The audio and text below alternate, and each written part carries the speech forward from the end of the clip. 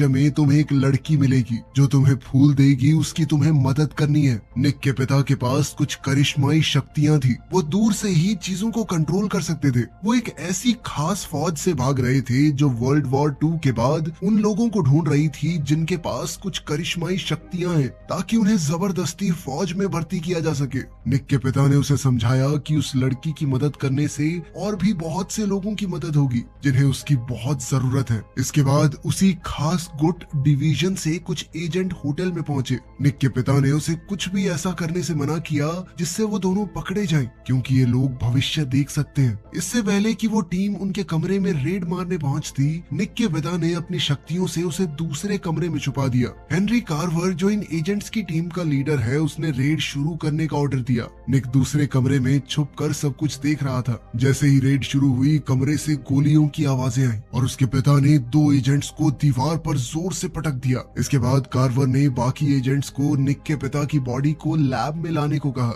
बेचारा निक चुपचाप छुपा हुआ आंसू बहाता रहा और कार्वर वहां से चला गया। अब कहानी 10 साल आगे जाती है, जब कार्वर की निगरानी में एक लड़की को उसकी शक्तियां बढ़ाने का इंजेक्शन दिया जा रहा था, लेकिन इस इंजेक्शन से उसकी मौत भी हो सकती है। इस लड़की का नाम है कीरा। इसके बाद हम एक औरत को देखते हैं जिसे जैसे ही कमरे के अंदर लाया गया तो वो साथ ही फर्श पर एक मार्बल गिराती है। इंजेक्शन लगने के कुछ ही पलों बाद कीरा को दौरा पड़ने लगा और मॉनिटर पर उसकी हार्ट रेट सीधी हो गई, जिससे ये साफ हो गया कि वो मर चुकी है। लेकिन जैसे ही डॉक्टर उसके पास आया, कीरा ने डॉक्टर पर हमला कर दिया। उसने डॉक्टर का सिक्योरिटी पास चुराया और एक सिरिंज उठाई, जिसके बाद वो वहां से भाग निकली। एक डॉक्टर ने सिक्योरिटी बटन दबाया, जिससे एग्जिट के दरवाजे ऑटोमेटिकली बंद हो गए। जैसे जैसे कीरा बाहर की तरफ भाग रही थी, वो मार्बल जो उस औरत ने फेंका था वो हॉल में रोल करते हुए आया और फिर दरवाजे के लॉक होने से पहले ही उसमें फंस गया, जिससे दरवाजा खुला रह गया। इसके बाद कीरा आसानी से वहां से भाग निकली।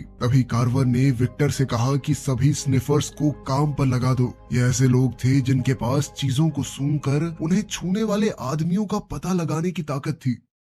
वहीं हांगकांग में निक अपनी शक्तियों से डाइसिस को कंट्रोल करने की कोशिश कर रहा है। अब निक पार्क में गया ताकि वो जुए में चीटिंग करके जीत जाए, लेकिन उसका आखिरी मूव फेल हो गया और वो हार गया। अब निक पर $6000 का कर्ज है। ना चुका पाने पर उसके साथ के लोगों ने उसे पीटना शुरू कर दिया और वो वहां से भाग गया। घर पहुंचकर वहां 2 लोग ऑर्गेनाइजेशन से निक के पास आए। वो एक लड़की को ढूंढ रहे हैं जिसने ऑर्गेनाइजेशन का कुछ जरूरी सामान चोरी किया है, क्योंकि ये एजेंट्स पास्ट और फ्यूचर देख सकते हैं अपनी विजन से। तभी एक एजेंट ने देखा कि निक काफी वक्त से यहाँ अकेला है। एजेंट्स ने उसे कहीं ना भागने की धमकी दी और अगर उसने ऐसा किया तो उसे दोबारा ढूंढ लिया जाएगा। ये कहकर वो वहाँ से चले गए। उनके जाते ही निक ने अपने कपड़े और गन पैक करना शुरू कर दिया। तभी उसे एक अनजान कॉल आया। फोन पर एक लड़की ने उसे दरवाजा खोलने और गन नीचे रखने का ऑर्डर दिया। जैसे ही निक ने दरवाजा खोला, वहाँ कैसी थी, एक 13 साल की वॉचर जो सीधे उसके फ्रिज पर रखे चिकन पर टूट पड़ी, जो इस लड़की ने अपनी विजन में देखा था।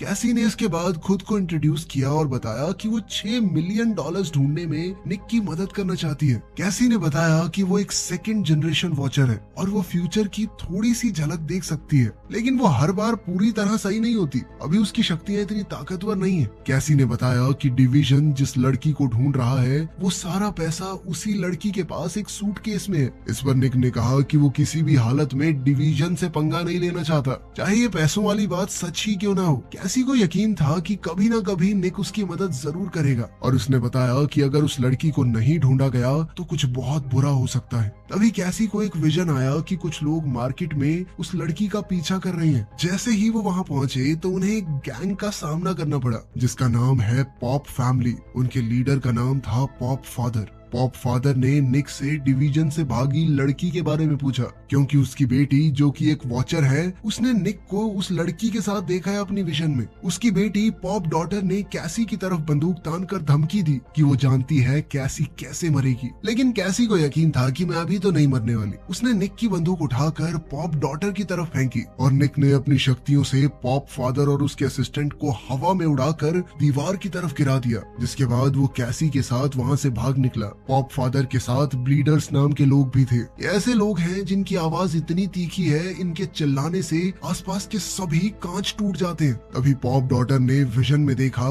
कि निक और कैसी बड़े फिश टैंक्स की तरफ भाग रहे हैं और उन्होंने ब्लीडर्स को उनके पीछे भेजा। जब ब्लीडर्स ने वहां पहुंचकर चीखना शुरू किया तो उनकी आवाज से सारे फिश टैंक टूट गए, जिस वजह से निक और कैसी फिसल कर गिर गए। निक ने कैसी को तुरंत भागने के लिए कहा, लेकिन तभी एक ब्लीडर उनके सामने आकर चीखने लगा। उसकी चीख से उनके कानों में बहुत दर्द होने लगा। उसके बाद पॉप गर्ल को विजन आया कि कीरा, जिसके पास वो पैसों वाला सूटकेस है, वो निक और कैसी के साथ है। लेकिन फिर अगले विजन में कीरा अकेले गायब होती दिखी। तो उसने अपने पिता को बताया कि अगर निक यहीं मर गया तो कीरा उनके हाथ से निकल जाएगी।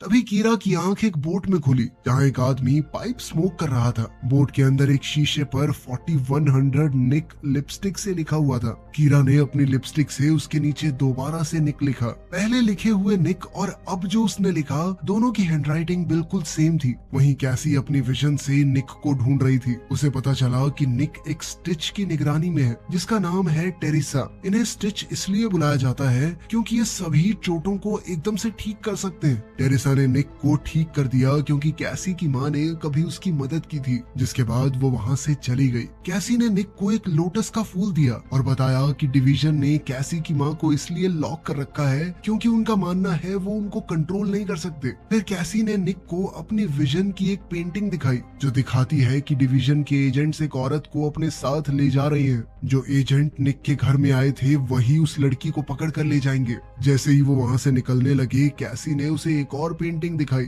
जिसमें साफ दिख रहा था कि निक और उसकी मौत एक औरत की वजह से होगी। उधर एजेंट होल्डन और एजेंट मैक ने कीरा को सड़क पर पकड़ लिया। एयरपोर्ट के रास्ते में जब कीरा को वॉशरूम इस्तेमाल करने के लिए कैफे में ले जाया गया तो कीरा ने अपनी शक्तियों का इस्तेमाल करके मैक के दिमाग में एक नकली मेमोरी डाल दी, जिसके बाद उसे ऐसा लगा कि होल्डन ने उसके भाई का खून किया है। यही सोचकर मैक ने बाहर जाकर होल्डन का खून कर दिया। जब मैक होश में आया तो उसे एहसास हुआ कि उसने क्या कर दिया है। वो वॉशरूम की तरफ भागा कीरा को पकड़ने के लिए। कीरा ने उसकी आंखों में साबुन फेंक कर भागने की कोशिश की, लेकिन मैक ने उसे पकड़ लिया। खींचातानी में कीरा के हाथ में मौजूद ब्रेसलेट टूटकर बिखर गया। इसके बाद कीरा ने मैक के सर पर बाथरूम साइन से वार किया और आखिर में उसके सर पर लात मारकर उसे बेहोश कर दिया। कैसी के साथ टैक्सी में जाते हुए निक ने अपनी शक्तियों के ऊपर ध्यान लगाते हुए कैसी का स्केच पैड उठाया। कैसी ने कॉकटेल ग्लास की ड्राइंग बनाई थी जिसे देखकर निक ने ड्राइवर को क्लब की ओर चलने को कहा। इस कॉकटेल ग्लास के बाहर एक ऑलिव पड़ा था, लेकिन कैसी ने बताया कि ये ऑलिव नहीं है, ये किसी ब्रेसलेट में से निकला हुआ बीड है। जिसके बाद निक ने सोचा कि ऐसा कुछ ढूंढना पड़ेगा हमें। मैक ने कार्वर को लड़की के ब्रेसलेट्स के बीड देते हुए कहा कि उसे उसके भाई के बारे में याद आ गया है, जिस पर कार्वर ने कहा कि तुम्हारा कोई भाई था ही नहीं कभी। कार्वर ने मैक को नौकरी से निकाल दिया,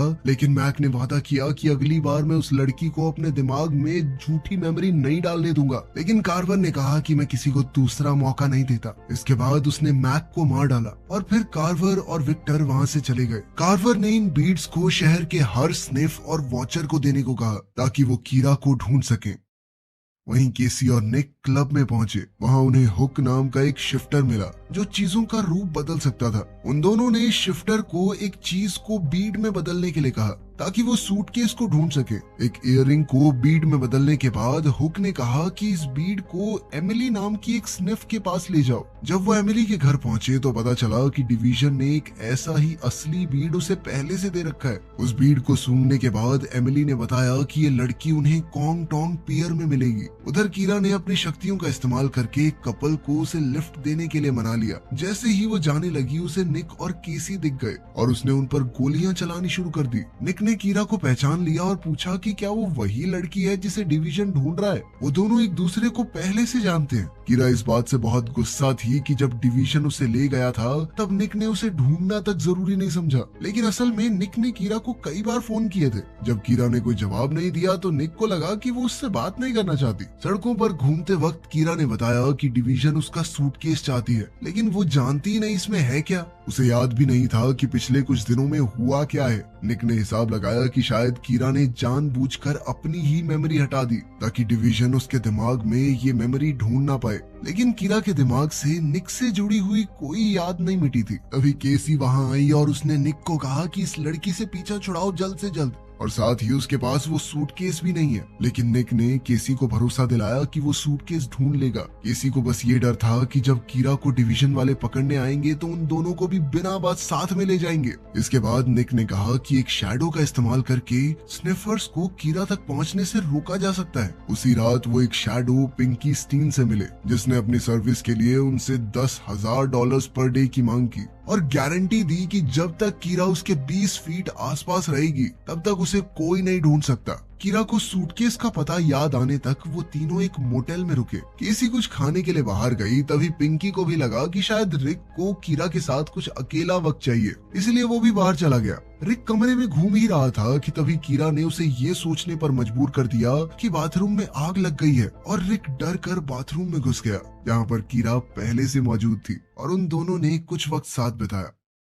मोटेल के बाहर पॉप गर्ल केसी को मिली और उसने दोबारा केसी को वही कहा कि मैं जानती हूँ कि तुम्हारी मौत कैसे होगी। उसने केसी को अपनी स्केचबुक दिखाई जिसमें एक टाइगर बना है। साथ ही वो केसी को धमकाती है कि तू ये शहर छोड़ दे, तू बच जाएगी, समझी। खैर जब केसी कमरे में वापस आई तो उसने निक से कहा कि कीरा के चक्कर में हम सब मारे जाएंगे, पिंकी भी। जब उसने वॉचर्स के बारे में बताया तो पिंकी ने कहा कि वॉचर्स अभी भी उन्हें ट्रैक कर पा रहे हैं और ऐसा ही रहा तो जल्द ही वो हमें पकड़ लेंगे। वॉचर्स का ध्यान भटकाने के लिए रिक ने कहा कि हमें अलग अलग हो जाना चाहिए। रिक ने कीरा को पिंकी के साथ जाने के लिए कहा, ये वादा करते हुए कि वो जल्द ही उन्हें वापस ढूंढ लेगा। केसी गहरी नींद में सो रही थी, इसलिए सबने उसे सोने दिया, लेकिन जल्द ही वो एक विजन देखते हुए उठ खड़ी हुई। कुछ ही देर में पॉप गर्ल वहाँ पहुंची, लेकिन कमरे में कोई भी नहीं था। कीरा को पिंकी के साथ भेजने के बाद निक ने एमिली से डिवीजन से मिली हुई बीड का इस्तेमाल करके कार्वर को ढूंढने को कहा। निक को जल्द ही कार्वर एक रेस्टोरेंट में मिल गया और उसने अपनी शक्ति से बिना छुए विक्टर और कार्वर की तरफ बंदूकें तान दी और फिर उनके सामने आया। इसके बाद कार्वर ने तिलमिलाते हुए कहा कि उसके डिवीजन में काम कर रहे बहुत से वॉचर्स ने बताया है कि निक और उसके साथी जल्दी ही मरने वाले हैं और अगर कीरा को अगला इंजेक्शन जल्दी नहीं दिया गया तो वो भी मर जाएगी और ये इंजेक्शन सिर्फ डिवीजन के पास है, समझा।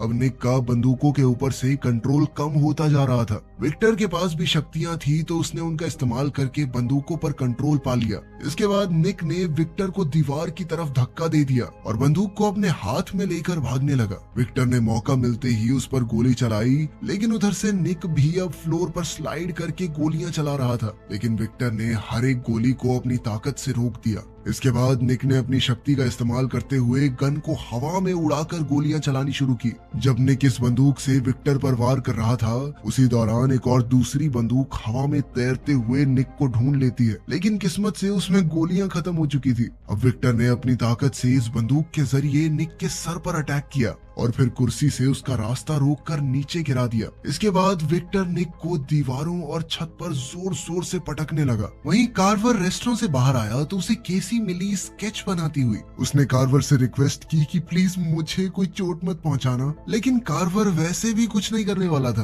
क्योंकि ऐसा करने से फ्यूचर बदल जाएगा और वो नहीं चाहता कि ऐसा कुछ हो। इसके बाद कैसी ने कार्वर को बताया कि निक को मारने से भी ऐसा ही होगा, तब भी भविष्य बदल जाएगा। उसकी बात सुनने के बाद कार्वर रेस्टोरेंट के अंदर गया और निक की जान लेने से विक्टर को रोका।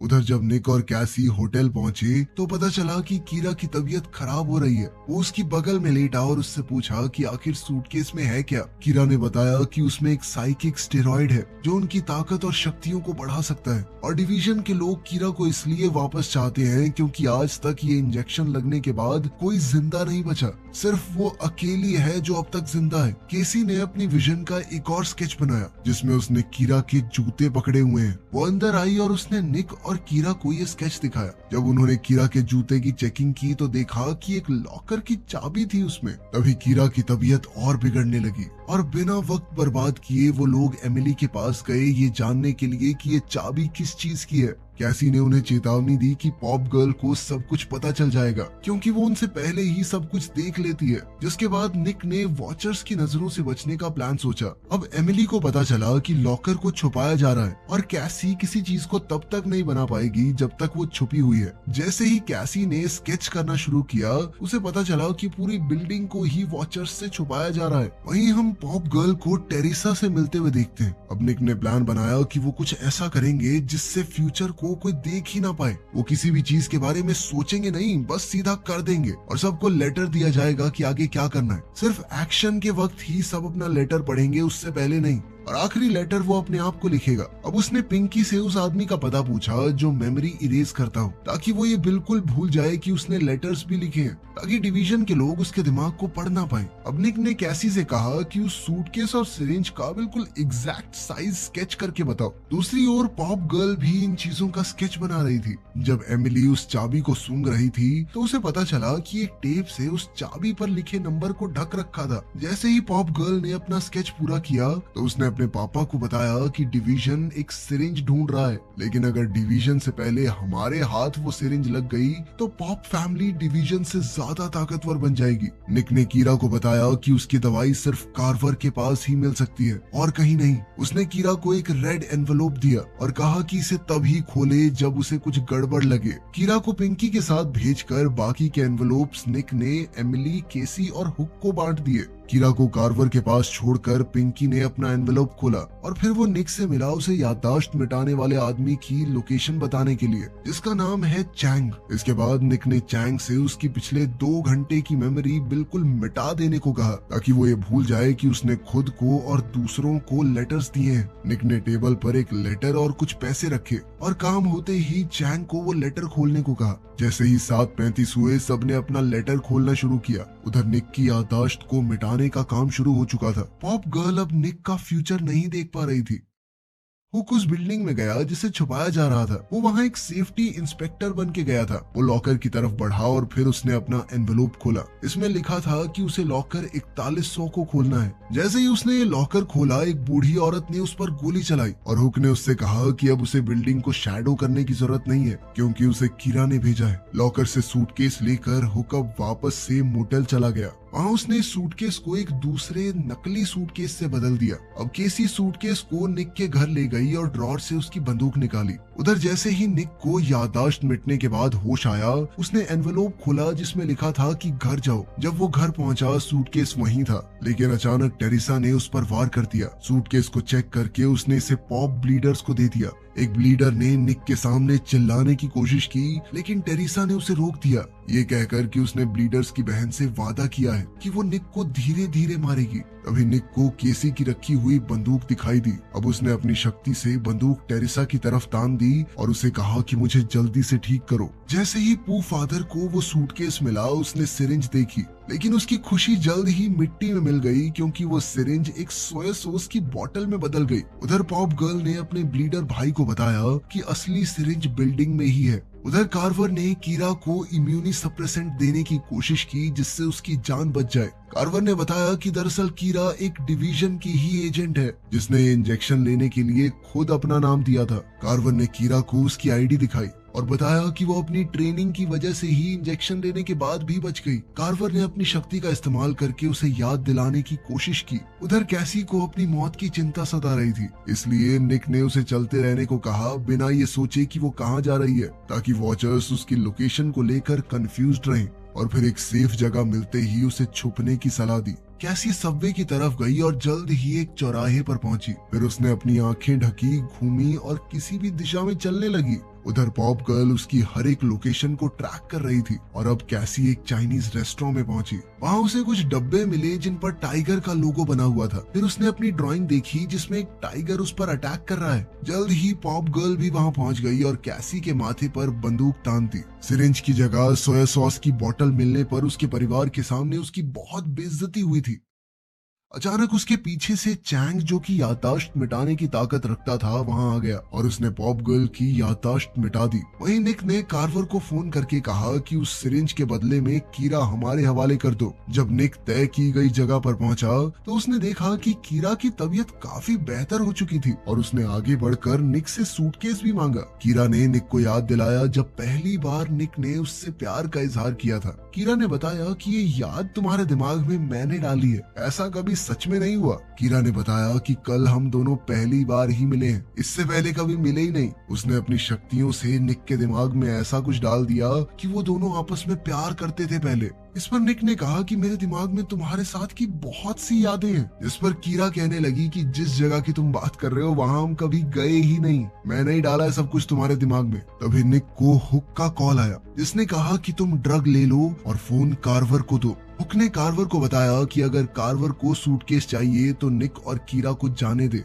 हुक ने कार्वर और विक्टर को एक लोकेशन पर बुलाया और कीरा और निक को साथ लाने के लिए कहा। जैसे ही वो वहां पहुंचे तो विक्टर ने निक पर हमला करके उसे बेहोश कर दिया और गाड़ी के ट्रंक में डाल दिया। सूटकेस को लॉकर से निकालकर अब पॉप फैमिली भी वहां अपने गुंडों के साथ पहुंच गई। कार्वर को बचाने के लिए विक्टर ने सारी गोलियां ब्लॉक की और कलर्ड पाउडर हर तरफ हवा में उड़ा दिया ताकि कार्वर बचकर भाग सके। जैसे ही विक्टर ने 2 गुंडों को हवा में फेंका, उनमें से एक कार्वर की गाड़ी पे जा गिरा, जिससे गाड़ी का ट्रंक खुल गया और निक बाहर निकल आया। निक ने 2 बंदूकें लेकर लॉकर की तरफ जाना शुरू किया। कुछ लोगों ने कीरा को पकड़ना चाहा, लेकिन उसने अपनी शक्ति से उनके दिमाग को घुमा दिया और वो उसी के गार्ड्स बन गए। जैसे ही निक ने कीरा को आवाज लगाई, इन लोगों ने अपनी बंदूकें निक की तरफ मोड़ दी। तभी विक्टर ने अपनी पावर्स से निक को हवा में उड़ाया। उन दोनों के बीच हाथापाई हुई। तभी वहाँ एक ब्लीडर आया और चीखने लगा, लेकिन विक्टर ने उसे एक तीखी बैम्बू स्टिक से मार डाला। अपने बेटे की मौत से पॉप फादर बहुत गुस्से में आ गया और उसने अपनी एक तीखी चीख से विक्टर को मार डाला। निक के कानों से भी खून आने लगा। वो समझ गया कि एक और वार और उसका खेल खत्म। इसीलिए पॉप फादर को रोकने के लिए उसने अपनी ताकत से बिल्डिंग का ढांचा उसके ऊपर गिरा दिया। कार्वर ने देखा कि कीरा गुंडों के दिमाग से खेलकर उनसे बच रही है। कार्वर ने कीरा से कहा कि इन लोगों को छत से गिरा दो, लेकिन तभी वहाँ निक आ गया और कीरा को बताया कि कार्वर तुम्हारे दिमाग के साथ खेल रहा है। निक ने कार्वर पर हमला किया, लेकिन कार्वर ने अपनी ताकत से निक के दिमाग पर कब्जा कर लिया और उसे बिल्डिंग से गिराने लगा। लेकिन निक ने जैसे तैसे खुद पर काबू पाया और पीछे मुड़कर वो सिरिंज कार्वर से छीन ली। तभी निक वो सिरिंज अपनी बॉडी में इंजेक्ट करने लगा। कार्वर ने उसे चेतावनी दी कि मर जाएगा तू, रहने दे, लेकिन फिर भी निक ने वो स्टेरॉइड खुद को लगा ही लिया, जिसके बाद वो दर्द से बेहोश हो गया। थोड़ी देर बाद कार्वर और कीरा वहाँ से चले गए, जिसके बाद कैसी वहाँ आई। अब असली सूटकेस को डस्टबिन से निकालकर कैसी ने निक को बताया कि डिवीजन किसी भी हाल में इस सिरिंज को गलत हाथों में नहीं पड़ने देगी। कैसी अभी भी ये फैसला नहीं कर पा रही थी कि वो सिरिंज के बदले अपनी माँ को डिवीजन से मांगे या नहीं। निक ने कैसी से पूछा कि उस सिरिंज में ऐसा था क्या जो उसने अपने शरीर में लगाया था। इस पर कैसी ने बताया कि वो सोया सॉस थी। उधर प्लेन से डिवीजन हेडक्वार्टर्स वापस जाते हुए कीरा ने वो एनवेलोप खोला जो निक ने उसे दिया था। उसमें निक और कीरा की कोनी आइलैंड की फोटोज थी, जिस पर लिखा था किल हिम। कार्वर सो रहा था, तभी कीरा ने अपनी ताकत से उसके दिमाग पर काबू करके उसे मार डाला। कीरा समझ चुकी थी कि वो निक से सच में प्यार करती है और उसने कोई मेमोरी निक के दिमाग में नहीं डाली। ये फोटो उनके साथ होने का सबूत थी और अब कार्वर के मरने के बाद